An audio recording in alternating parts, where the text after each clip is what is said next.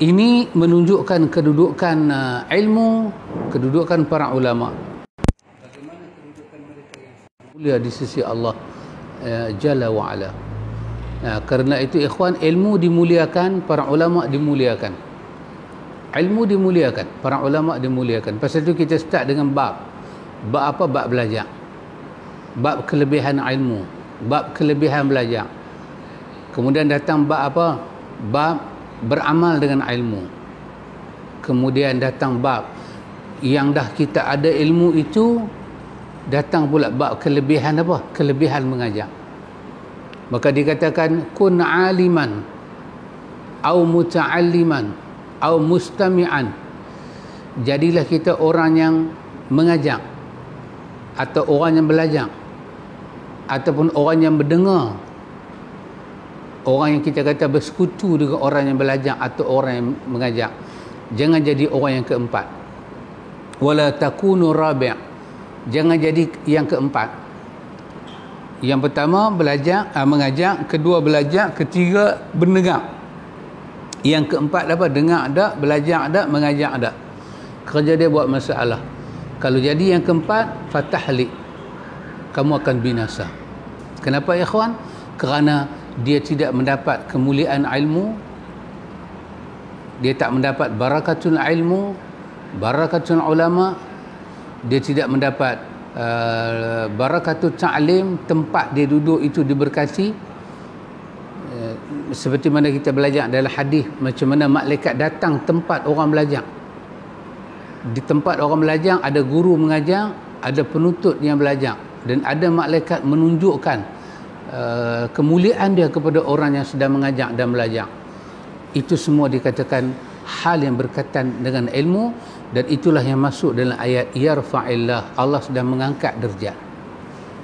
Tentulah angkat derajat ni benda gaib, benda kita tak nampak dengan mata, tak nampak sangat dengan mata, tetapi di sisi Allah ditulis martabat orang yang beriman dengan ilmu, beriman tanpa ilmu. Kita ambil dua orang ini, dua-dua beriman. Dua-dua beriman. Kita tak ambil yang tak beriman. Dua-dua beriman. Tapi cuma dia ni, A ni beriman kurang ilmu, B ni beriman mantap ilmu. Apakah kedudukan dia dengan kita di sisi Allah itu ada perbezaan? Ya ada. Ibnu Abbas kata beza dia 700 derajat. Antara kita dengan dia satu derajat ke satu derajat tu 500 tahun perjalanan. Mak kita nak sampai kepada martabat orang berilmu tu 500 tahun perjalanan ikhwan. Umur kita banyak mana? Jarak dia jauh mana? Jadi seolah-olah tak dapat dijangkau dengan perjalanan ni, dengan rehlah hidup, tetapi dapat dijangkau dengan ilmu. Bila kita memiliki ilmu seperti mana orang alim tu, maka kita boleh sama derajat dengan dia. Kemungkinan kalau kita asah ilmu kita, kita asuh ilmu kita, kita hayati ilmu kita, kita boleh lebih daripada dia. Maka Allah memberi kelebihan itu tak sama di sisi hamba dia. Itulah saya jadikan sebagai satu mukadimah saya, dan kita dengar apakah pandangan daripada tuan guru kita berkenaan dengan ulama dan ilmu ini.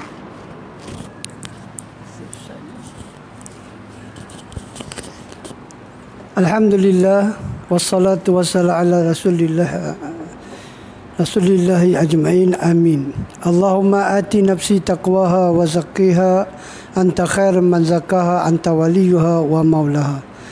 Alhamdulillah, kita syukur pada Allah dengan limpah kurnianya kita dapat buat kelas duha yang lama kita tak buat. Saya rasa kita dah lupa last kelas duha buat bila. Punya begitu lama, bukan set main cerita ni lama.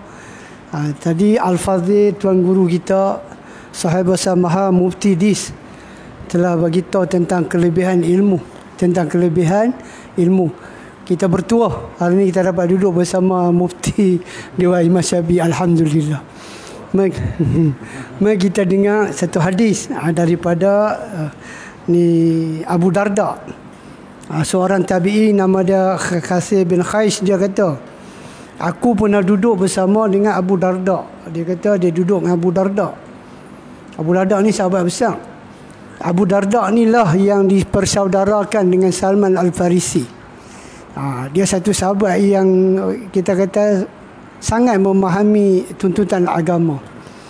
Kita cerita sikit tentang riwayat bagaimana dia pergi rumah Salman Al-Farisi radhiyallahu anhu. Dia jumpa isteri Salman. Isteri Salman ni tak terurus. Dia tanya, kenapa jadi macam ni? Kenapa nampak tak terurus? Ni yang kata orang ada ilmu ni. Sebab tu kena belajar. Maka kata isteri Salman, ni saudara hang ni, mana dia Nabi bersaudarakan dia bawa. Dia kata dia ni laisa min hajati di dunia. Dia tak ada hajat dengan dunia ni. Salman ni kata isteri ni dunia. Bukan kita kata Salman ni dia tak faham agama, bukan. Tapi dia kira orang kata apa, sangat tekun dalam beribadah, nak mendekatkan diri dengan Tuhan sampai dia lupa hak-hak je dia patut tunai. Maka bila Abu Salman balik, Abu Darda yang kita nak baca hadis dia ni, dia Salman tengok Abu Darda ada, maka Salman suruh bawa makanan lah, tamu kan. Habis Abu Darda kata kat Salman, mainlah makan. Kata Salman, ini shaim, aku puasa. Tengok. Sahabat kata, isi sahabat tu kata dia tak mau dunia ni. Kita kata tak mau dunia tapi tak puasa pun. Kita kata tak ambil dunia tapi tak solat malam pun. 20 dunia macam tu lah. Cuma kata tak mau dunia. Sahabat dia beritahu dia tak mau makan sebab dia puasa. Salman Al-Farisi yang kata orang yang alim, dia kata tak mau makan, aku tak mau makan. Puasa sunat pun. Nabi kata kalau tamu ajak boleh buka, boleh makan. Dia pun terpaksa makan.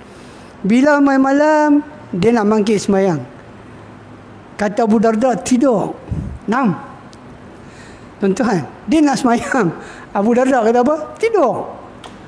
Main tengah malam, dia mangkit lagi. Dia nak solat. Kata Abu Darda, 6. Tidur. Tak salah saya, hadis tu hadis Salman yang nasihat Abu Darda. Saya terbalik. Bukan. Hadis tu sebenarnya Salman yang halaman rumah Abu Darda. Abu Darda ni yang zuhud. Salman kata kat dia, tidur. Mai dah akhir malam, dia mangkit, baru Salman kata kat dia, apa dia? Sekarang, kum. Al-an. Mangkit sekarang semayang. Mangkit sekarang semayang. Tuan-tuan, tengok.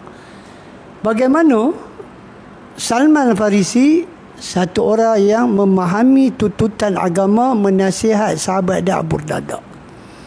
Menasihat Abu Darda. Dia tak pilih, dia tak hina, dia tak cerca, dia tak kata apa pun.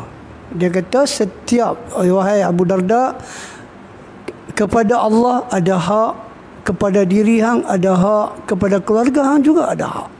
Tunaikanlah hak masing-masing. Tengok tuan-tuan, ni yang orang kata apa, itu para sahabat Nabi.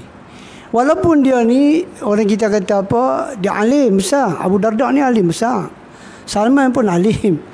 Kadang-kadang ketika Fatah Jaskala ni mensyarahkan hadis ni, dia kata kadang-kadang orang alim ni pun boleh terkeliru. Boleh terkeliru. Maka menjadi kewajipan sahabat untuk membetulkan orang alim tu. Sebab tu, dan kata Jaskala ni, bila satu orang dia nak buat sunnah, kita boleh halang dia daripada buat sunnah jika benda wajib boleh luput daripada dia. Sebab Omar biasa kata, bila Omar tengok seorang sahabat tak main salat subuh, Omar tanya, mana pi sahabat kita ni? Mak dia kata apa? Dia semalam banyak, subuh terlepas. Apa Omar kata? Suruh dia main subuh. Nampak? Jadi saya nak cerita apa? Bila datang seorang lelaki main masa apa? Khais bin Khais ni duduk dengan Abu Darda. Dia kata, wahai Abu Darda, sesungguhnya aku datang kepadamu daripada kota Nabi SAW. Dia main jumpa Abu Darda. Dia kata, aku main daripada kota Nabi SAW. Okay. Kerana sebuah hadis yang sampai kepadaku bahawa engkau meriwayatkan daripada Nabi SAW. Tuan-tuan, dia duduk ada di Damaskus. Damaskus ni mana? Damsyik tu.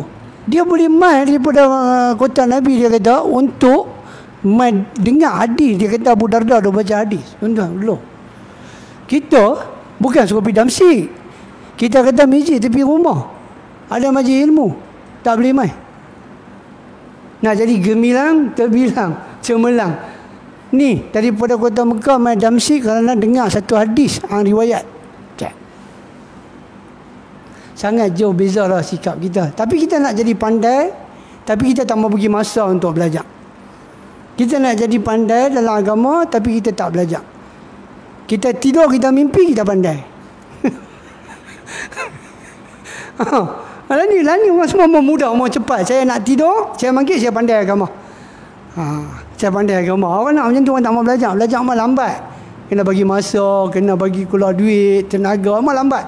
Boleh tak? Kalau saya mimpi, saya pandai. Boleh, insyaAllah. Saya tak ajak ilmu yang orang lain tak dapat, insyaAllah. Kena banyak tidur, mati kata.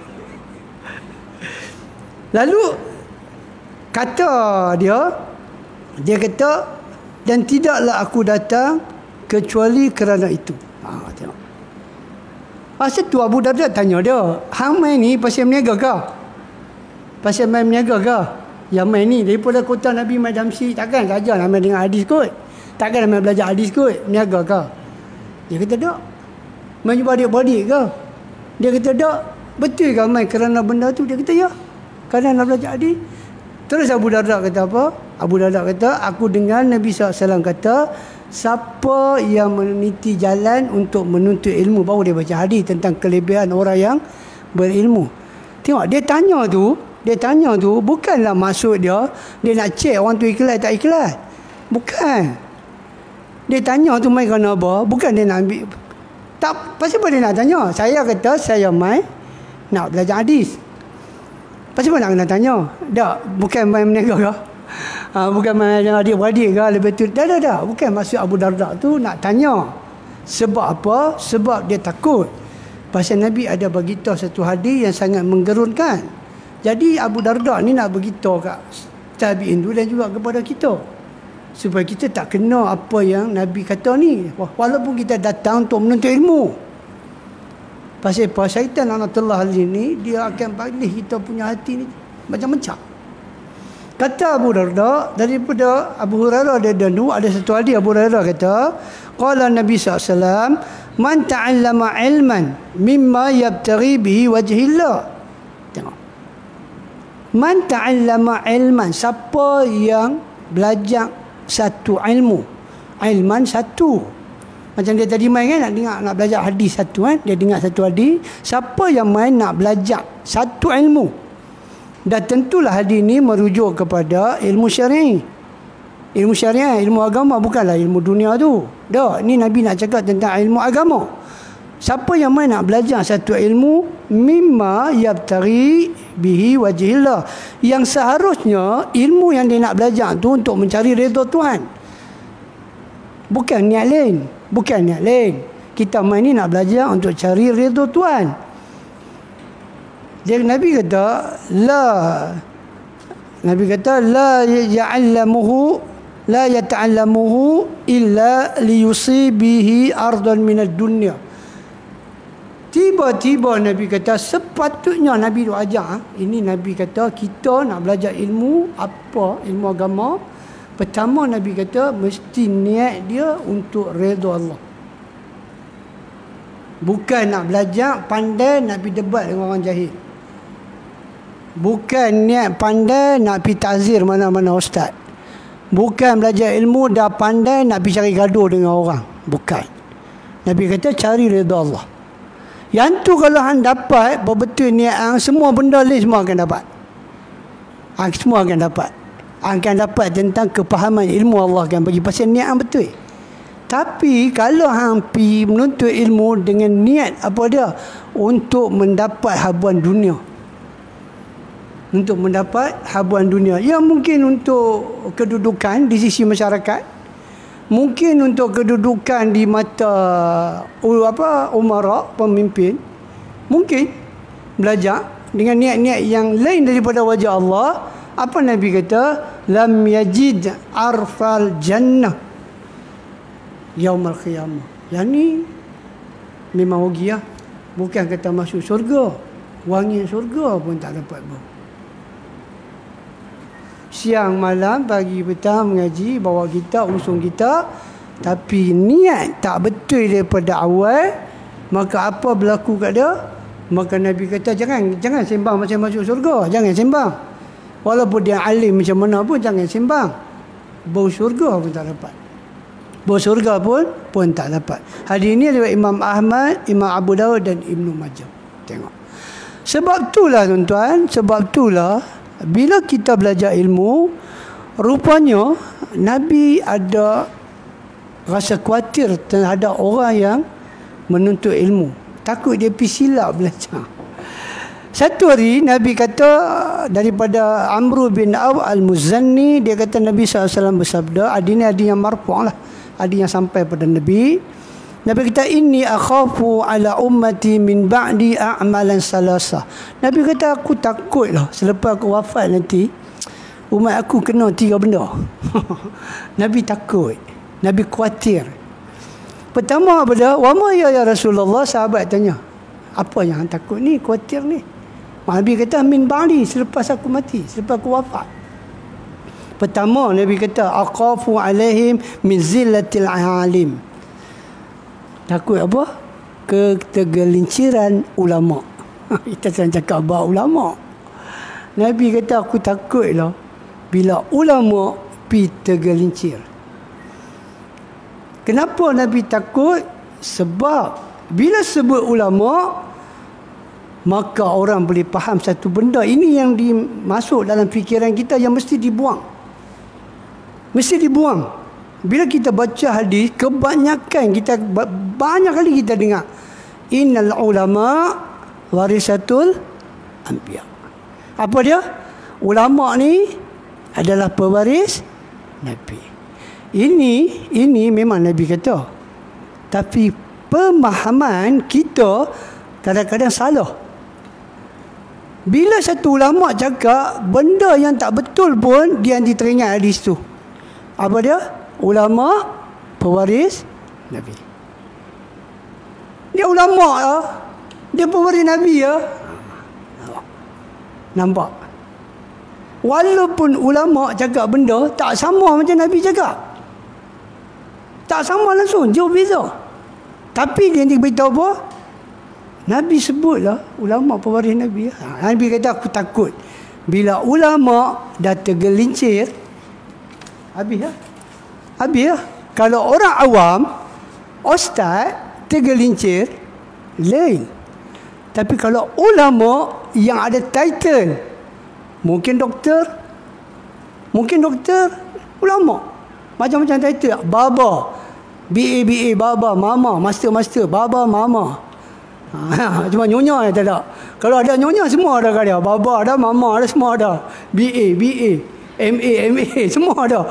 Semua ada, nyonya tak ada. Kalau ada nyonya pun ada kat dia. Bila orang macam ni cakap walaupun salah, apa masyarakat akan kata? Dia doktor. Dia betul. Dia tak boleh salah. Nabi kata dia pewaris ulama. Nabi takut. Yang kedua, min hukmi jabir. Nabi kata apa? Min hukmi jair. Apa dia? Yang kedua Nabi kata, aku khawatir hukum yang sewenang-wenangnya. Bukanlah hukum kira tak rujuk pun fatwa-fatwa, tak rujuk pun pada ahli dia. Bukanlah hukum macam tu lah. Hukum dia macam ni. Salah. Hukum dia macam ni. Khawatir. Nabi takut. Dan Nabi kata, apa dia? Wa min hawa'i muttaba'. Hawa nafsu diikut. 3 benda.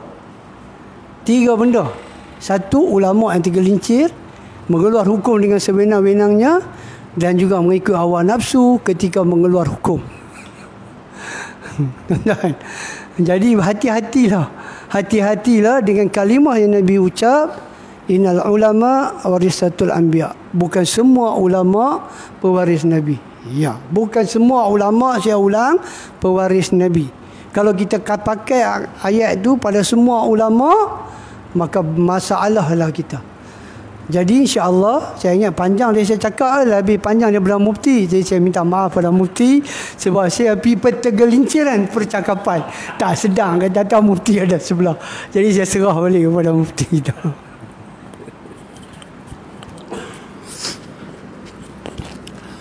Alhamdulillah ikhwan, summa alhamdulillah.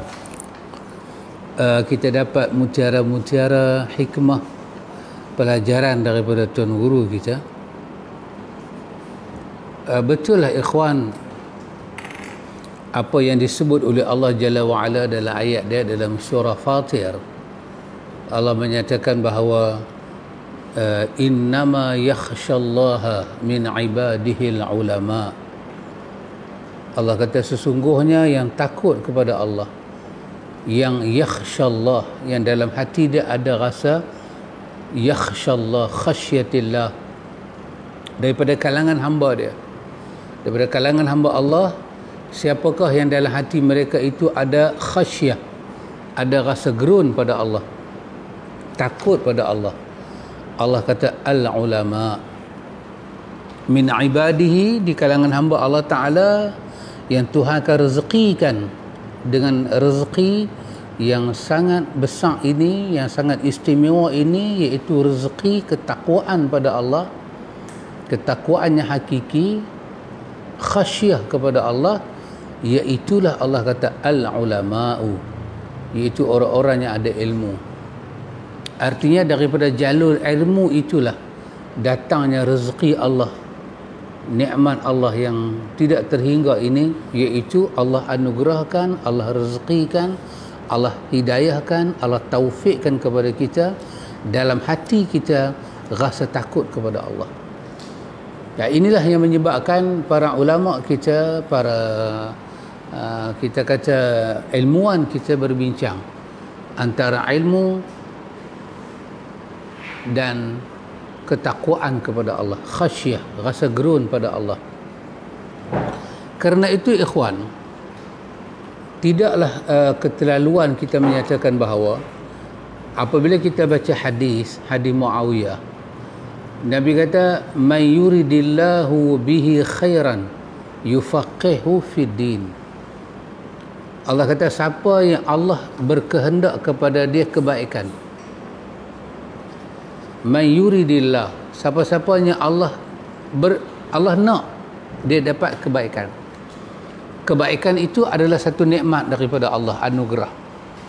Siapa yang Allah nak kebaikan sampai pada dia, maka apa Tuhan buat? Yufaqihu fid dini. Allah Ta'ala akan merancang kepada dia suatu rancangan yang dia tak terfikir, iaitu Allah ambil agama itu masuk dalam hati dia dan dia jadi orang yang faqih fid din. Dia faham agama dia, dia faham ad-din, dia faham din dia. Yang macam ayat sebutkan, huwallazi arsala rasulahu bil huda wa dinil haq. Allah bagi dia faham dinil haq. Jadi bila dia faham dinil haq, apa dia akan buat? Kerana makna dinil haq itu adalah amal saleh. Maka barang siapa Allah menghendaki dia kepada kebaikan, Allah akan fahamkan dia sifat agama ini mesti mengerjakan amal saleh. Maka hati dia terbuka dengan amal saleh. Dan kita kena tahu, amal saleh itu tak akan datang kalau dia tidak dimulakan dengan ilmu. Macam tadi pun betul, jelas. Huwallazi arsala rasulahu bil huda. Allah menghantar para rasul dengan huda, petunjuk. Apa makna al-huda? Al-ilmu. Jadi bila Allah nak mengubah hidup satu hamba kepada lebih baik, Allah akan hidayahkan kepada dia ilmu, yang ilmu itu akan mencipta dia kepada faham agama. Yang faham agama itulah menyebabkan dia akan beramal saleh, dan amal saleh yang mengikuti cara Nabi dan ikhlas kepada Allah lah, itu dikatakan sebagai zad, sebagai khairu zad, iaitu sebaik-baik bekal untuk dia balik bertemu Allah Jalla wa'ala. Jadi ikhwan, sesiapa yang Allah bagi pada dia dunia, kemudian Allah tak merezekikan kepada dia untuk yufaqihu fid din, kesedaran jiwa dia faham agama ni bukan jenis bercakap saja, bukan mengapai ilmu saja, tapi agama ni mesti beramal saleh. Amal tu kena saleh. Sesiapa Allah tak anugerahkan benda ni lagi dan tak sampai menjentik hati dia, artinya Apa kebaikan dia dapat, belumlah dikatakan hakikat kebaikan. Katalah kita ambil satu orang, dia belajar agama. Dia belajar agama. Tapi agama dia belajar tu, sampai hari ni dia belum beramal lagi dengan agama dia belajar.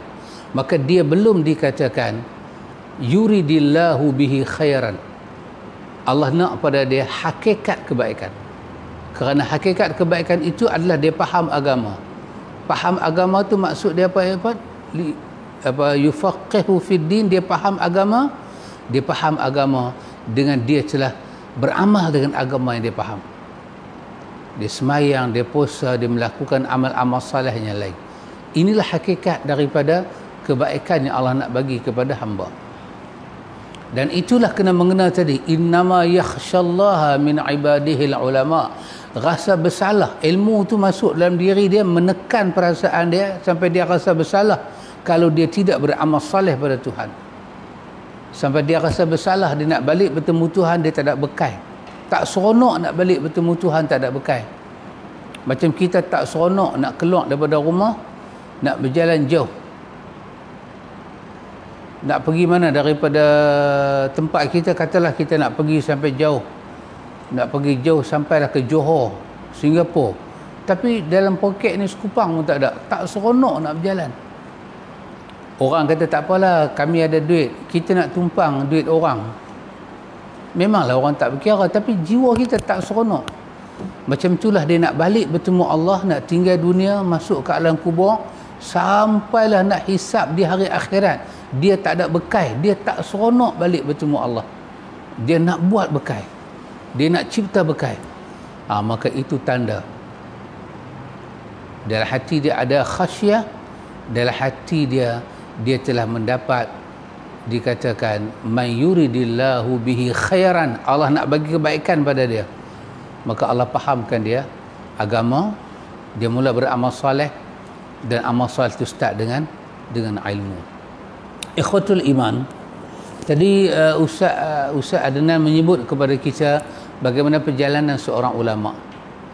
Betul ikhwan, kalau kita katakan macam mana kita nak kenal ulama. Kenal ulama maknanya seolah-olah kita kata macam mana kita nak kenal orang yang ada ilmu. Pada pakaian kah? Pada tengok kenderaan dia kah? Rumah kah? Tengok kepada qualify dia ada kah? Saya kata mungkin, tapi itu bukan benda mutlak. Kita nak kata dia ada ilmu, tengok pakaian dia, penampilan dia, mungkin, tapi dia bukan syarat sangat. Tapi yang betul-betul kita tengok di mana?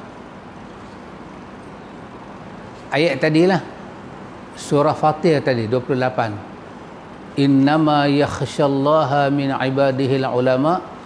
Sesungguhnya yang takut pada Allah di kalangan hamba dia para ulama. Baik, saya ambil perkataan Hujatul Islam Al-Imamul Ghazali rahimahullahu ta'ala. Tengok dia kata, ikhwan, ini yang kita kena tengok. Dalam dunia kita ni ada ulama ke tak? Tadi Ustaz nak sebut tadi dah, bukan semua ulama itu dikatakan warasatul anbiya. Bukan semua. Tapi kita tertipu dengan zallatul alim, kegelinciran orang alim. Diikuti dia walaupun dia tergelincir.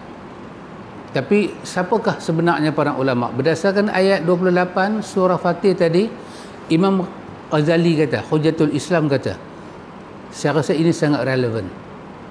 Apa dia kata? Ghazali kata wal adna darajatul faqih. Dia kata sekurang-kurangnya darjat seorang faqih. Dalam hadis tadi berkatakan may yuridillahu bihi khairan yufaqihu. Allah faqihkan dia. Darjat seorang faqih, seorang yang faham agama. Dikatakan dia ada agama, dia belajar agama, diberilah pengiktirafan dia. Orang ini orang yang faqih. Faqih bermakna yufaqihu fid din. Allah fahamkan dia agama. Dalam hati dia telah masuk innama yakhshallah min ibadihil ulama. Sekurang-kurang darjat seorang faqih, Ghazali kata apa dia? Ayya'lama, diri dia, minda dia, ini dia molekul-molekul dalam kepala ni, hati dia, emosi dia tahu satu benda. Tahu apa? Annal akhirah khairum minad dunya. Sesungguhnya akhirat lebih baik daripada dunia. Itulah isi kepada ilmu yang ada dalam dada para ulama. Di samping dia boleh hafal kitab. Kitab ni siapa karang, muka surat berapa, hadis ni duduk pada muka surat berapa, pada bab apa. Di samping para ulama ni dia boleh quote lah hujah-hujah yang ada. Tapi benda paling besar yang ada dalam benak para ulama, hati para ulama adalah sesungguhnya dia mengetahui wa ya'lamu annal akhirah khairan minad dunya. Benda paling besar duduk dalam wilayah hati dia. Sesungguhnya dia sangat mengetahui dunia akhirat itu lebih baik daripada dunia. Apa jadi kata Imam Ghazali? Imam Ghazali kata wa hazihil ma'rifah idza sadaqat wa ghalabat alaihi bari'un biha minan nifaqi wa riya. Ini penyakit akan merosakkan ulama itu. Orang belajar ilmu akan rosak dengan penyakit ni, ulama rosak dengan penyakit ni. Kalaulah dalam hati dia itu ada annal akhirah khairan minad dunya, yang dia maklum tadi. Dia maklum tadi apa dia? Dia maklum, wal maklum, dia telah mendapat maklumat yang betul daripada ilmu agama dia belajar. Apa dia? Annal akhiratu khairun wa abqa. Akhirat lebih kekal, lebih baik dan lebih kekal. Itu telah dia simpan begitu kuat dalam hati dia.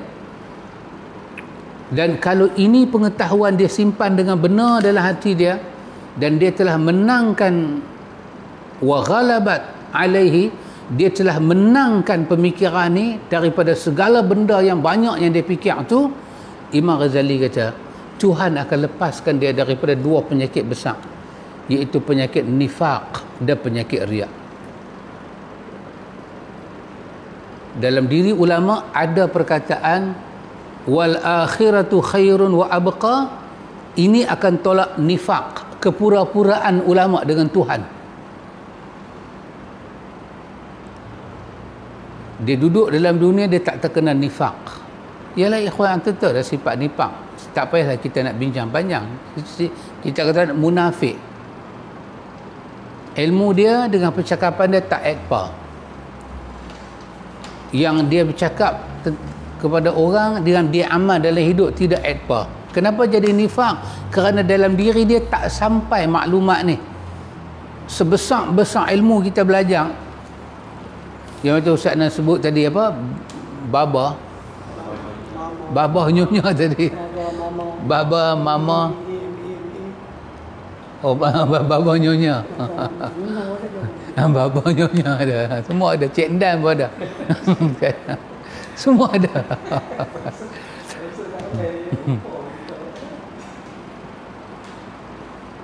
Semua ni ada. Ketinggian ilmu dia besar. Betul ikhwan. Betul. Memang kita belajar universiti, kita kena ada BA, kita ada master, ada PhD. Itu pengesahan dunia, pengesahan jamiah. Kata kita telah pun melalui proses ilmu. Itu sangat betul. Tetapi itu bukanlah kemuncak untuk menyatakan ilmu tu masuk dalam hati. Dah. Ilmu masuk dalam hati ni ikhwan, apabila kita tarbiyah, seorang guru tarbiyah murid dia. Tarbiyah, didik sampai lekat dalam hati murid dia. Menyatakan wal akhiratu khairun wa abqa. Ada saja keyakinan ni, nifaq tak lekat dalam hati dia. Ada saja keyakinan macam ni, mantap, riak tak kena. Antu bayang kalau seorang ulama, seorang alim, seorang ada ilmu, dia terkena penyakit riak, show off. Apa pun dia buat, dia nak tunjuk ke orang. Seorang ulama mungkin dia boleh kata, dah saya buat ni untuk dakwah. Dia bolehlah berdalih macam mana pun. Tapi di sisi Allah, Allah tahu itu untuk dakwah ke riak ke. Kerana macam kita kata orang bersilat lah, makin banyak ilmu silat dia belajar, dia makin pandai tempih. Makin banyak ilmu agama dia belajar, dia boleh tempih hujah orang. Orang kata ni riak, tak, dia boleh tempih ini bukan riak.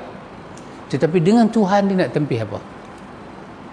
Maka kemuncak orang belajar ilmu supaya tertanam dalam hati dia apa dia, ikhwan, wal akhiratu khairun wa abqa, bahawa akhirat itu lebih baik dan lebih kekal. Antum bayang seorang ulama akan hidup dengan benda ni.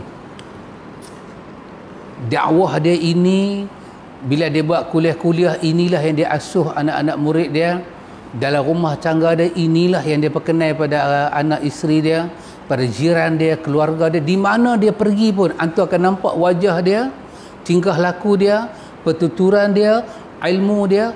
Kalau dia bercampur dengan umara sekalipun, dengan pemimpin sekalipun, inilah yang dia sampaikan kepada pemimpin. Apa dia? Wal akhiratu khairun wa abqa. Artinya ikhwan, nak sampai ke sini macam mana tak tahu. Karena itu ada pepatah menyatakan, ikhwan, apa pepatah ni kata? Dia kata sinfani minan nasi. Dia kata ada dua golongan daripada manusia ni. Iza saluhu saluhan nas. Kalau dua golongan ini baik, maka baiklah manusia. Wa iza fasadu fasadan nas. Kalau dua golongan ini rosak, maka rosak seluruh manusia. Siapa mereka? Al-umara wal ulama, iaitu pemerintah dan ulama. Kalau rosak dua ni ikhwan, sinfani minan nas, dua ini rosak semua. Pemimpin akan merosakkan rakyat dan negara dengan kuasa dia. Ulama akan merosakkan umat dengan ilmu dia. Bila dua kerosakan ini berhimpun, apa akan jadi? Pemimpin boleh menyembunyikan fakta yang sebenar-benarnya, boleh menyembunyikan segala rekod yang sebenarnya, menyampaikan fakta yang salah. Tak darurat pun dia boleh kata darurat, dia boleh sembunyi. Kemudian direstui oleh para ulama. Kalau dua ini rosak, ulama kerja mengiyakan, pemimpin buat kerja dia. Sinfani minan nas, dua golongan daripada manusia ini. Idza saluhu, kalau dua ni baik, baik mereka, saluhan nas, baik manusia. Wa idza fasadu, kalau mereka ni rosak, fasadan nas, akan rosak manusia. Siapa mereka? Al-umara wal ulama. Kerana itu dalam hati para ulama mesti ada wal akhiratu khairun wa abqa. InsyaAllah ikhwan, kita dengar kupasan daripada Tuan Guru kita Al-Fadhil Ustaz Adnan bin Sa'ad. Silakan. Alhamdulillah, kita telah mendengar bagaimana ciri-ciri untuk kita mengenal para ulama yang sebenar, yang kita kata warisatul anbiya. Ya, betul. Kemudian tadi Al-Fadhil beritahu tentang dua golongan manusia yang kalau rosak, maka rosaklah negara. Apa dia? Umara dan juga ulama. Sebab tu bila berkaitan dengan umara, Abdullah bin Mas'ud ada cakap sikit. Kata Abdullah bin Mas'ud, sesungguhnya seorang laki-laki jika dia masuk menemui penguasa, dia masih membawa agamanya. Hanya Abdullah bin Mas'ud kata. Dia tak sebutlah ulama. Dia tak sebutlah ulama. Dia sebut seorang laki-laki. Bila masuk jumpa pemerintah, dia masih membawa agama. Dia masuk tu dia bawa agama. Mana dia, macam Al-Fadhil Ustaz kata, dia kena sentiasa ingatkan kepada pemerintah supaya lebih fikir tentang akhirat lebih baik daripada dunia. Itu kerja dia. Ada time jumpa pemerintah cakap benda tu. Ittaqillah. Ittaqillah. Pesan pada takwa. Tapi kata Abdullah bin Mas'ud, bila dia keluar, dia tak lagi membawa agamanya. Masuk bawa agama, keluar tak bawa lah agama dia. Agama dia tinggal lah. Masuk bawa agama, keluar tinggal agama. Maka orang tanya kat Abdullah bin Mas'ud, bagaimana macam tu? Macam mana boleh jadi lagu tu? Kata Abdullah bin Mas'ud, dia menyenangkan penguasa dengan membuat Allah marah. Dia bagi pemerintah suka. Walaupun pemerintah tu buat benda yang tak sama dengan apa Allah Ta'ala nak. Tapi kerana dia pemerintah, maka kata Abdullah bin Mas'ud, dia menyenangkan pemerintah. Dia tak tegur langsung. Dia ada ruang untuk jumpa dengan pemerintah. Macam kita susah nak jumpa. Ada orang yang dia diberi ruang oleh Allah Ta'ala untuk disampaikan dakwah kepada pemerintah. Tapi sayang, dia tak guna peluang tu untuk menasihati pemerintah. Untuk beritahu ke pemerintah tentang apa? Tentang apa itu sunnah. Tentang apa itu tauhid. Tentang apa itu kehidupan akhirat. Tak. Sebab tu Allah masuk kata, dia masuk buat agama, keluar, agama amat tak ada lah. Kenapa tak ada? Pasal dia pergi tinggal agama. Dia tak bagi tahu apa. Bahaya tuan-tuan. Sebab itulah umara boleh jelingkup, boleh tak faham agama sebab ada orang-orang yang macam ni. Kemudian macam mana kita nak kenal lagi ulama yang kata betul-betul, maka Ibn Qayyim ada sebut ketika dia menafsirkan ayat Quran surah Al-A'raf ayat 175. Ya. Ibn Qayyim sebut, yang pertama dia kata, kalau betul-betul dia ulama warasatul anbiya, dia akan menjaga amalan dia sebagaimana tutur kata dia. Dia bukanlah seorang alim yang memperangai buruk di mana dia melakukan sesuatu yang berbeza dengan ilmu dah. Macam tadi ustaz kata, dia cakap lain, dia buat lain. Dia cakap lain, dia buat lain. Itu satu. Dua, ayat tu begitu Allah Ta'ala sebut dalam Al-A'raf tu, tengok Allah Ta'ala kata apa. Dan bacakanlah kepada mereka Muhammad berita orang-orang yang telah kami berikan kepadanya ayat-ayat kami. Allah Ta'ala ajak dia pengetahuan tentang Al-Quran dan Sunnah. Kami ajak dia. Kami ajak dia. Kemudian dia melepaskan diri daripada ayat-ayat itu. Allah Ta'ala bagi dia faham ayat Quran, Sunnah. Tapi akhirnya dia melepaskan diri daripada ayat-ayat itu. Apa jadi kat dia? Dia diikuti oleh syaitan sampai dia tersesat, tergoda, maka jadilah dia termasuk orang-orang yang sesat. Tengok. Dia meninggalkan ayat Quran, dia meninggalkan sunnah yang Allah bagi kat dia. Ilmu tu bukan semua orang dapat. Allah anugerah. Macam tadi Ustaz Ali kata apa? Al-Fadhil kata apa? Dia direzekikan untuk mendapat ketakwaan. Allah rezekikan. Ni Allah Ta'ala kata kami bagi ke dia pengetahuan tentang Alkitab. Tiba-tiba dia meninggalkan ayat tu. Apa jadi kat dia? Dia pergi tergoda dan diikuti oleh syaitan. Kata Ibn Qayyim ketika dia menafsirkan tentang takwil ayat ini, dia kata bahawasanya orang tersebut tersesat setelah mengetahui. Allah Ta'ala beritahu kami ajak dia tu. Kami ajak dia. Makna dia dah tahu dah tentang benda tu. Dia sesat dalam keadaan apa? Dia mengetahui. Tengok dah. Dahsyat dia. Dahsyat bukan dia tak tahu. Tadi kita kata tadi kan, Abdullah bin Mas'ud kata masuk bawa agama, keluar tinggal agama. Sebab apa? Sebab pemerintah, penguasa. Ada banyak sebab yang menyebabkan dia jadi macam ni. Dia tergoda oleh dunia. Apa jadi Ibn Qayyim kata? Dia sesat dalam keadaan dia mengetahui. Dia memilih kekufuran daripada keimanan dengan sengaja. Dia memilih untuk meninggalkan ayat Quran tu, sunnah Nabi tu dengan sengaja. Pasal Allah dah ajak dia dah. Bukan dia tak tahu, dengan sengaja. Oh, dahsyat. Tengok Allah Ta'ala kata. Kedua, orang itu memisahkan dirinya daripada keimanan dengan perpisahan selamanya. Dan dia tak kembali balik kepada benda itu. Sebab Quran kata apa? Sebab dia dah tergoda dengan syaitan. Jadi dia termasuk orang-orang yang sesat. Hanyut dia dengan dunia.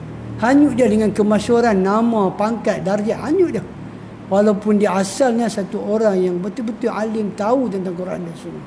Sayang tuan-tuan. Sayang. Wa na'udzubillah min dzalik. Ketiga, dia dikuasai oleh syaitan dan diikuti terus, di mana akhirnya syaitan mengalahkannya dan menjadikan dia sebagai mangsa. Alim tuan. Orang alim ni tuan, ni kan dah cakap orang awam. Ni orang yang Allah Ta'ala bagi pengetahuan Quran dan Sunnah. Dia tergoda, syaitan ikut Nabi mana, lain sekali syaitan boleh kembali dia kalah, syaitan jadikan dia sebagai mangsa. Allah. Keempat, dia melakukan tindakan tercelanya setelah mendapat petunjuk. Sedangkan sikap tercela dan tersesat di atas pengetahuan serta secara sengaja itu bermakna khusus sebagai rosaknya tujuan dan amal daripada awal. Tujuan dia dan amal dia jadi rosak sebab apa? Awal-awal dah. Awal-awal dah. Kenapa dia tinggal apa yang Allah Ta'ala ajak dia tu? Sebab tujuan dia nak amal dunia macam Nabi kata tadi. Ada orang yang dia cari aras minad dunia, ardan minad dunia. Dia nak keuntungan dunia. Manazubillah min zalik. Kalau orang alim lah, kerana ada sikap macam ni, dia boleh meninggalkan Quran dan Sunnah. Dia kerana apa? Kerana sedikit ganjaran dunia. Tahu nak kata apa. Kita tahu dah. Kenapa? Sebab Allah Ta'ala. Yang keenam, yang kelima kata Ibn Qayyum, sebab Allah Ta'ala tidak berkendakkan mengangkatnya dengan ilmu. Sebab itulah sebab kehancurannya. Itu dia. Sebab apa? Sebab Allah tak mau angkat dia dengan ilmu. Sedangkan ayat tadi Ustaz Adin dah baca awal-awal tadi mukadimah. Yarfa'ul allazi minkum. Yarfa'ul allazina amanu minkum. Allah Ta'ala mengangkat orang beriman daripada kamu yang mana? Yang mereka ni berapa darjat. Kenapa? Itu Allah Ta'ala angkat. Itu Allah sebut awal-awal. Ustaz Al-Fadhil kita dah kata Allah mengangkat. Kenapa ulama tu jadi macam ni? Sebab Allah tak mau angkat darjat dia. Sebab Allah nak hancurkan dia, nak hinakan dia. Sebab apa? Sebab dia punya nawai tu dah lari. Bukan biwajihillah dah. Nampak? Dia dah jadi kelabu mata. Nama tambah masyhur. Nama dia makin naik. Ceramah sana sini. Kan? Dah bertanding benang pula politik. Dapat pangkat lagi. Benda tu semua duk bagi dia hanyut. Hanyut akhirnya dia meninggalkan Quran dan Sunnah. Tak ajak dah. Sibuk pasal politik dah. Walhamdulillah min zalik. Saya cakap ni bukan di Malaysia. Antum jangan duk bubur sabar-sabar dalam kepala. Saya cakap ni di negeri Namibia. Jauh daripada Malaysia. Tapi Ibn Qayyim nak beritahu apa? Ada orang yang akan jadi macam ni sebab Allah Ta'ala tak nak angkat darjat dia.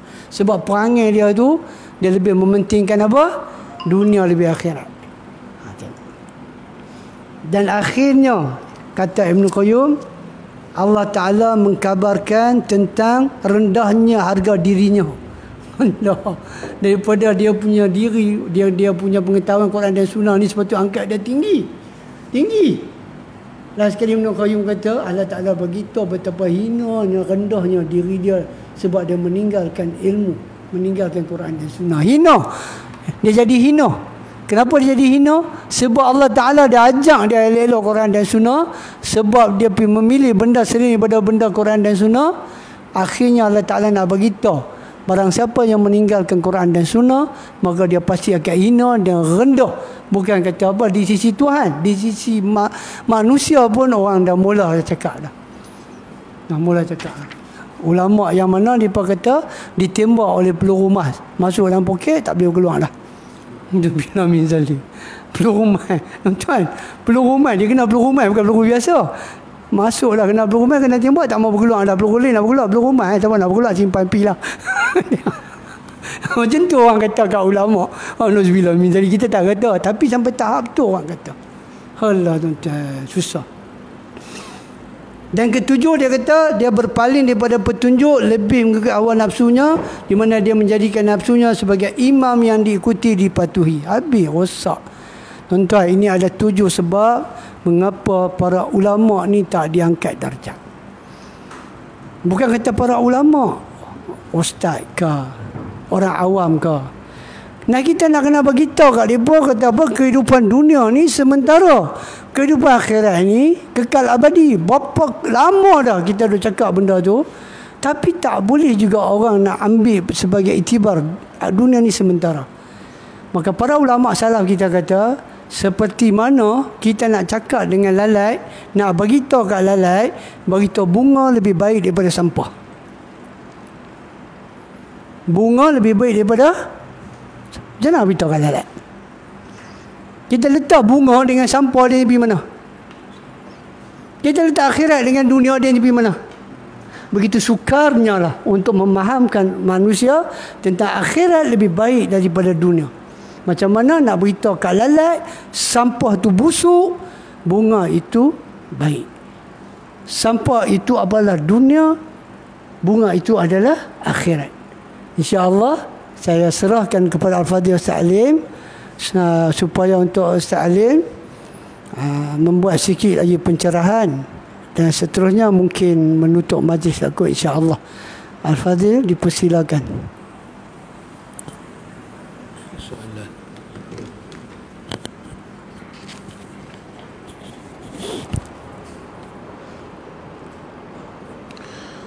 Alhamdulillah, summa alhamdulillah, ikhwatul iman.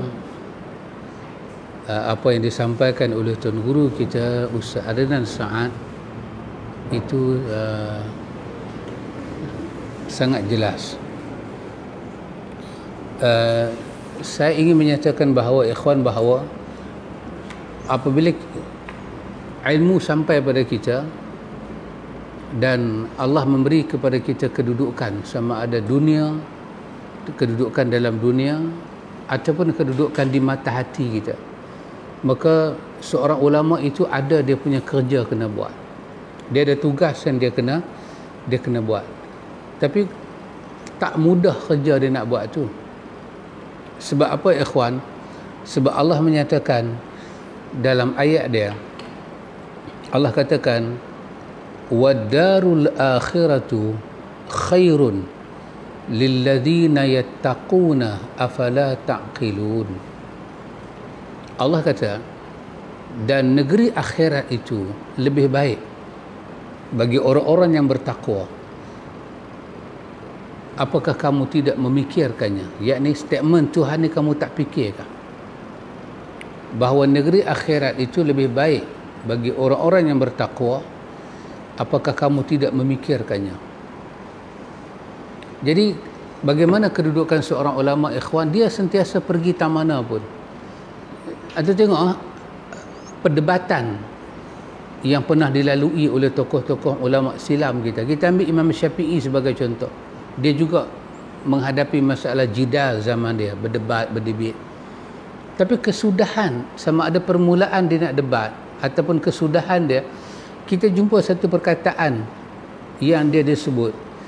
Dia kata, ma jadaltu li ahadin illa tamannaitu an yuzhirallahu al-haqqa ala lisanihi.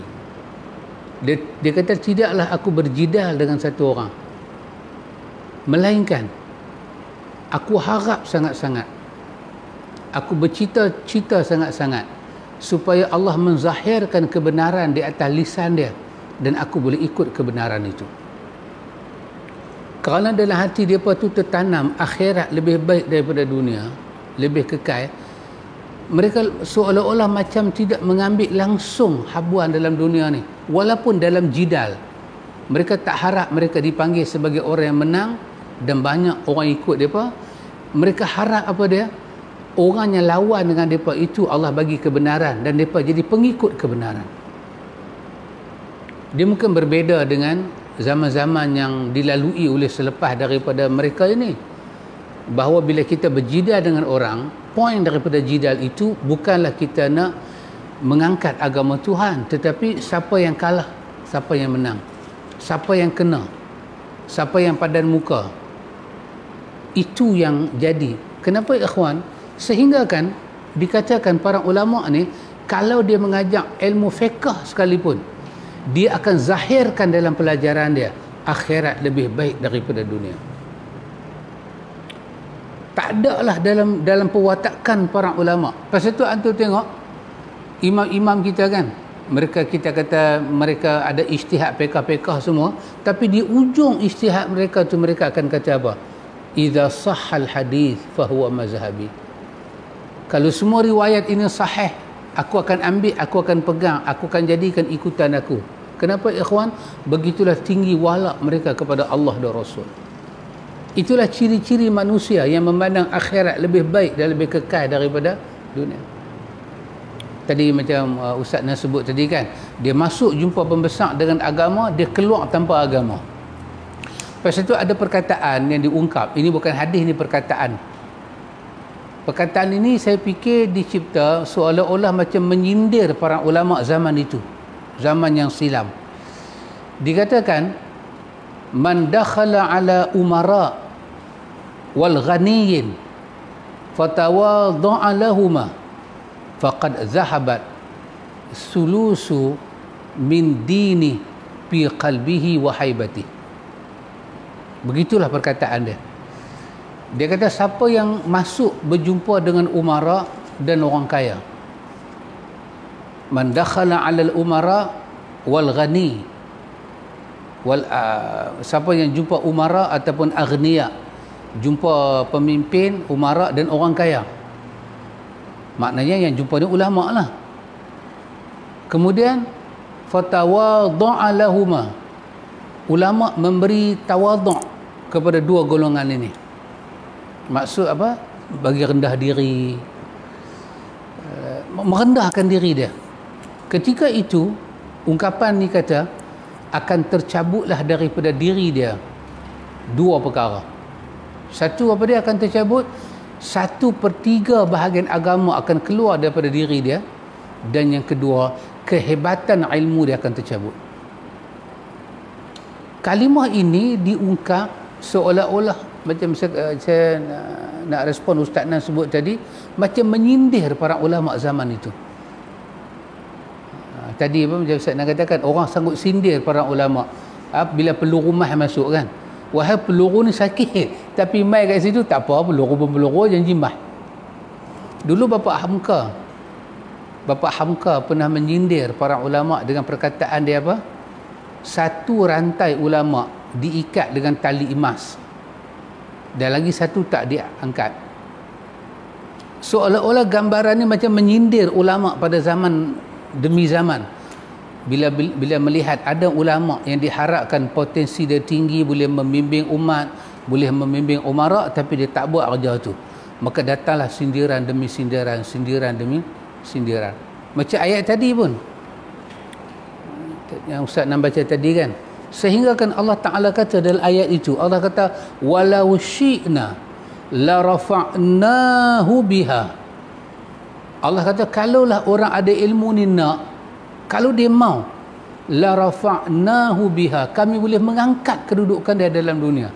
Kami siapa dia? Allah. Allah boleh mengangkat. Pasal Allah dah habaq dah tadi, yarfa'illahu lazina amanu minkum. Allah nak angkat. Tapi Allah kata walakinnahu akhlada ilal ardi, tapi tak, dia tunduk kepada kuasa dunia, kuasa bumi. Walakinnahu akhlada ilal ardi, dia sanggup tunduk menghina diri dia kepada habuan dunia. Maka Allah Ta'ala kata apa jadi pada dia? Famathaluhu kamathalil kalbi. Dia ulama, dia ada ilmu, tapi dia jadi saling tak tumpah macam seekor anjing. Macam mana keadaan anjing itu? Allah kata in tahmil alaihi yalhas au tatrukuhu yalhas. Anjing itu kalau dia lapar ayak pun dia berkeluar lidah dia, kalau dia kenyang apa pun dia berkeluar lidah dia. Nisbah apa dia? Bapak Hamka kata kenapa anjing selalu berkeluar lidah dia? Itu nisbah dia tak pernah puas dengan apa yang dia dapat. Sampai macam tu. Bila apa ikhwan? Bila dalam diri mereka perkakah penting jadi seorang ulama yang nama dia akhirat lebih baik daripada dunia tadi hilang. Dan kalau kita kata dalam dunia ni ada kerja susah, inilah kerja paling susah. Kerja apa? Kerja nak bagi tahu pada umara akhirat lebih baik daripada dunia, dan kerja nak bagi tahu pada ulama akhirat lebih baik daripada dunia. Inilah kerja yang paling susah ikhwan. Apabila tergendala hal ini, apabila ulama dia kena keluar bagi ilmu pada umat, tapi hal diri dia tak selesai. Ulama takut dengan miskin. Antu bayang kalau ulama takut jadi miskin, nak jadi apa? Ulama takut tak ada nama. Ulama takut tak ada followers. Ulama takut dia tak terkenal. Ulama takut tak ada jawatan. Wahai dia ada ilmu banyak, tapi ini semua menjadi ketakutan dia. Kalau saya cakap benar, saya nak makan apa? Kalau saya cakap benar, nanti apa orang kata pada saya? Maka dia terpaksa ikut rentak dunia. Kalau dunia menari, dia menari. Dunia berjoget, dia berjoget. Dunia dengan kebatilan, dia dengan kebatilan. Macam sekarang, dunia masuk bulan Rejab. Hari ini dah hari yang ketiga, tak silap saya. Kedua. Rejab. Dunia dah terkenal dah dengan zikir Rejab, istighfar Rejab. Tugas para ulama apa dia ikhwan? Membetulkan balik keadaan ni. Tidak ada istighfar Rejab. Tak ada. Yang kena buat kerja ni bukan orang macam saya, ulama. Tapi kalau ulama kata tak apalah, zikirlah, maka apa akan terjadi ikhwan? Kesamaran kepada ilmu akan berlaku. Kalau ulama kata tak apalah, benda kecil-kecil punya hal, COVID lagi besar daripada zikir bulan Rejab. Pasal itu tugas para ulama apa dia ikhwan? Tugas para ulama ialah yahmilu hazal ilma min kulli khalafin udulu. Dia kena tanggung ilmu ni dengan apa? Dengan adil. Adil dengan benar. Dia kena tanggung ilmu ni dengan saksama. Itu tugas ulama.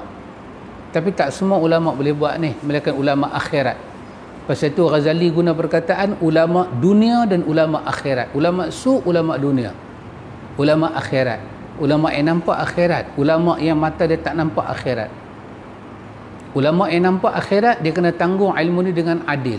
Maksud adil tu apa dia ikhwan? Yanfuna anhu tahriful ghalin. Macam mana? Apabila dilihat dalam kehidupan ini ada orang-orang yang mengubah ilmu, orang-orang yang melampau ni mengubah ilmu, membuat perubahan pada ilmu, dia kena keluar dalam masyarakat, kena menafikan perubahan itu. Dia kena bagi tahu dah, ini jangan diubah. Dan dia nak ambil ke risiko itu. Sekurang-kurang saya kata dalam dunia ni, dalam bulan Rejab ni, kita akan dimomokkan dengan doa. Apa? Allahumma barik lana fi Rajabi wa Sya'ban wa balighna Ramadan. Ya Allah, berkatilah kami dalam bulan Rejab, bulan Sya'ban, dan sampaikanlah kami kepada bulan Ramadan. Inilah doa bulan Rejab kita kena baca, dan inilah yang diajar oleh Nabi. Sekurang-kurangnya para ulama bila tengok ada perkara yang macam ni, dia kena datang bagi penjelasan. Bukan halang orang baca. Orang nak baca lah dalam negara demokrasi. Apa yang kita boleh buat? Negara demokrasi kita boleh buat apa? Kalau COVID baru 1,000, orang nak kata 4,000 pun apa kita boleh buat? Negara demokrasi. Kalau orang yang mati tu 300, kita kata 13,000 pun apa kita boleh buat? Itu hak orang untuk berbicara. Sekurang-kurangnya para ulama kata memang ada riwayat. Riwayat ini ada disandarkan kepada Anas bin Malik, tetapi riwayat ini tidak kukuh untuk dikatakan dari Nabi. Riwayat ini dhaif. Nawawi pun sebut dalam Al-Azkar, riwayat ini dhaif. Artinya riwayat dhaif tak cukup kuat untuk kata Nabi baca.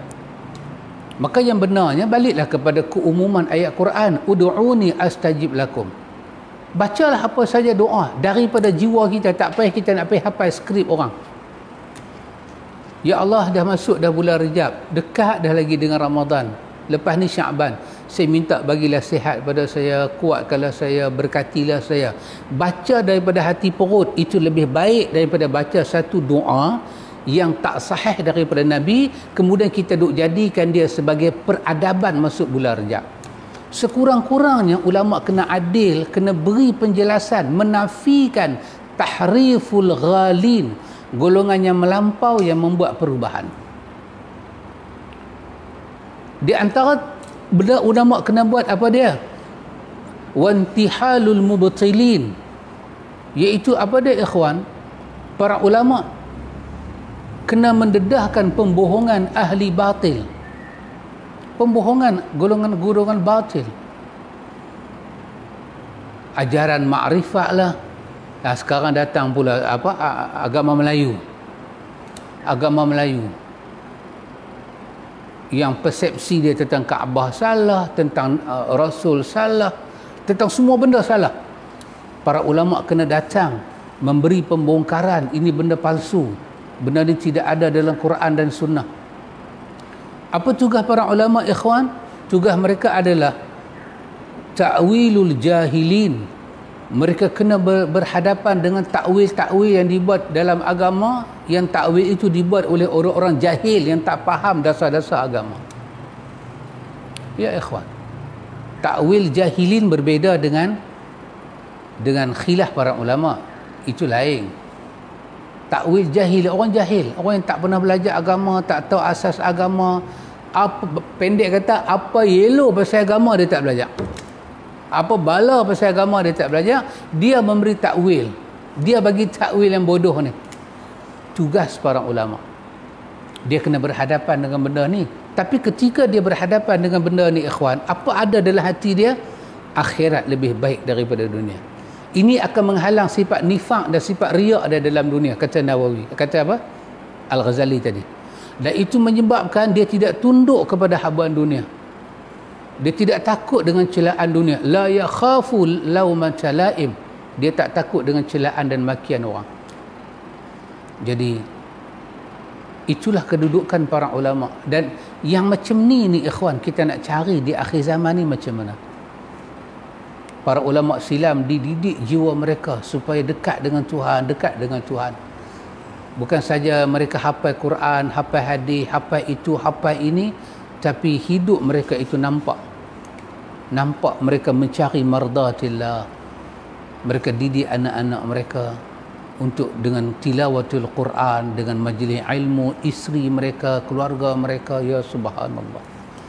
Karena itu ikhwan, kita tak heranlah kalau Nabi menyatakan kepada kita, ala inna dunya mal'unah, dunia ni semuanya terkutuk, mal'unun ma fiha, terkutuk apa yang ada dalam dia, melainkan Nabi kata illa zikrullah, melainkan zikir Allah, wa ma walahu, ketaatan kepada Allah, wala kita kepada Allah, wa alimun, dan orang alim dalam dunia tidak dikutuk, wa muta'allimun, dan orang yang belajar dalam dunia tidak dikutuk.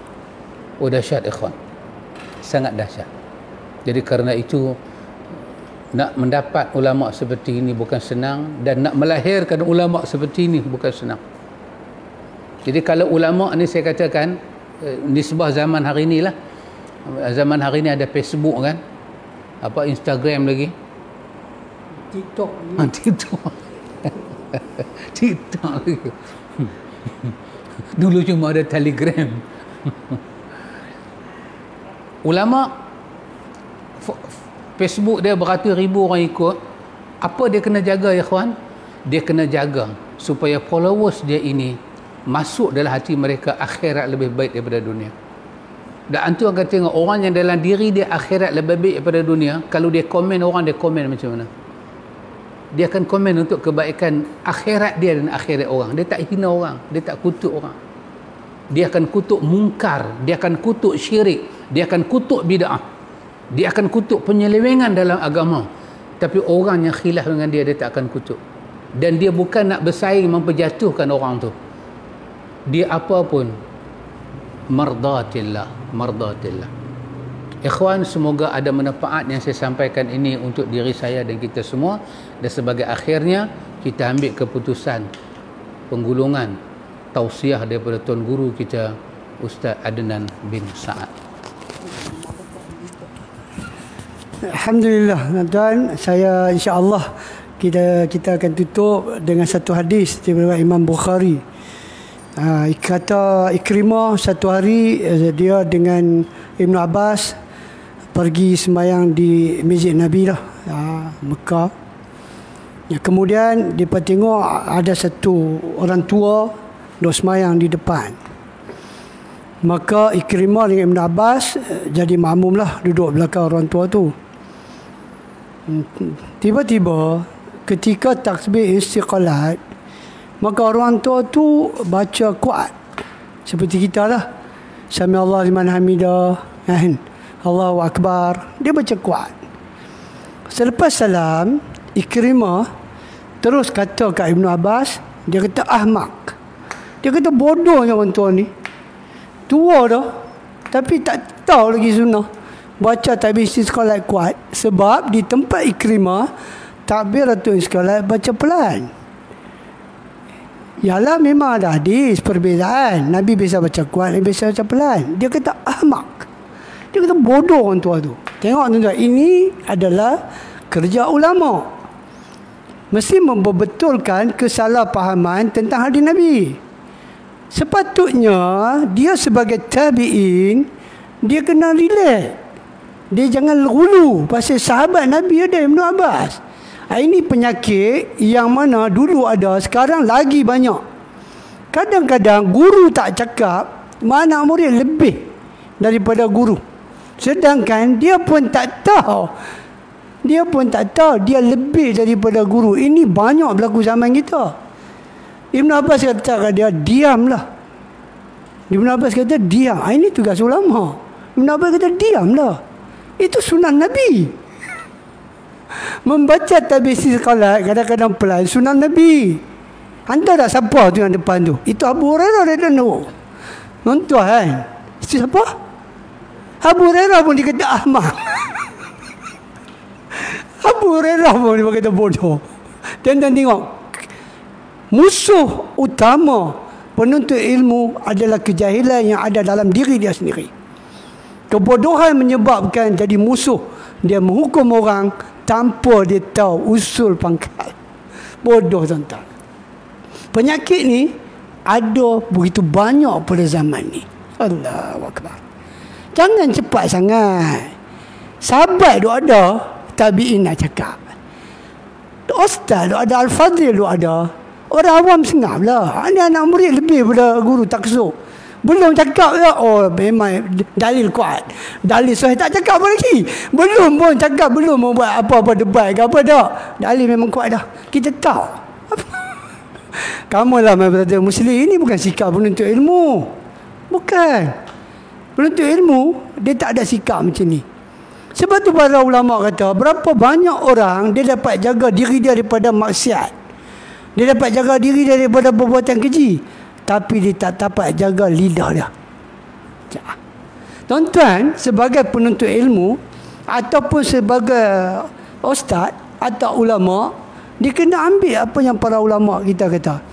Berapa banyak manusia yang menjaga diri daripada perbuatan keji dan maksiat, namun lidahnya memotong dan menyembelih kehormatan orang yang masih hidup dan juga yang telah mati. Tuan-tuan, betullah apa yang para ulama kita kata. Ya, kami lihat mereka solat, kami kata mereka salaf.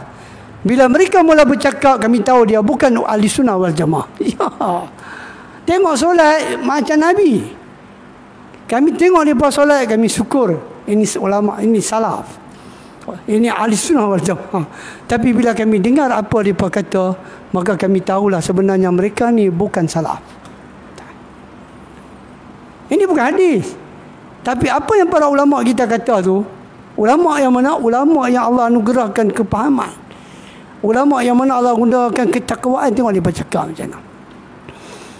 Hari ni kita tengok orang cakap, talibul ilmu ke, ustaz ke, kadang-kadang tergelincir cakap dalam Facebook. Lah ni bukan jenis cakap mulut, yang ni jenis type. Sedangkan dia tahu dah hadis Nabi SAW daripada Sufyan ibn Abdullah. Hadis ini disahihkan oleh Imam Tirmizi, Ibnu Majah disahihkan oleh Albani. Kata Sufyan ibn Abdullah Al-Thaqafi radhiyallahu anhu qala, qultu ya Rasulullah hadatsani bi amri a'tasimu bihi. Bagi tahu aku satu amalan yang aku nak berpegang dengan amalan tu. Kemudian Nabi kata qala qul rabbi Allah summa astaqim. Sebut Tuhanku adalah Allah dan istiqamah. Sebut, Nabi kata, sebut benda tu. Tuhanku ada Allah, summa astaqim, kemudian istiqamah. Qultu ya Rasulullah, ma akhwafu ma takhafu alayya. Cuba beritahu kat aku, apa yang takut? Dia nak tahu. Tadi Nabi kata, sebut Rabbi Allah summa astaqim, sebut Tuhan aku Allah, kemudian pegang. Sekarang dia tanya Nabi, apa yang khawatir? Apa yang takut? Takut aku buat, takut umat hang buat. Nabi kata ma takhafu alayya. Nabi kata aku sendiri pun takut. Tengok tuan. Tengok Nabi kata aku sendiri pun takut. Bukan tanpa, aku pun takut. Nabi takut apa? Fa akhadha bi lisani nafsihi summa qala hadha. Nabi sendiri beritahu aku takut. Bukan apa. Aku sendiri takut. Apa yang Nabi takut? Nabi berkeluar lidah dia. Nabi kata aku takut ni. Abdullah bin Mas'ud kata benda yang patut yang kena penjara adalah lidah. Dahsyat tuan-tuan. Kepahaman sahabat tentang apa Nabi buat tu. Benda yang patut dipenjara bukan kita. Kita kena penjara mau tak apa. Nak kena penjara lidah. Bila dia keluar ya. Tuan-tuan beritahu lah salaf ke malaf ke kalaf ke. nak tahu salah tak salah bagi marah. Ni dia keluar macam salafi ke api kan dia. Nabi kata aku takut. Betul dia kata. Benda ni kita tak boleh nak settle. Kita nak bercakap pasal orang tak betul.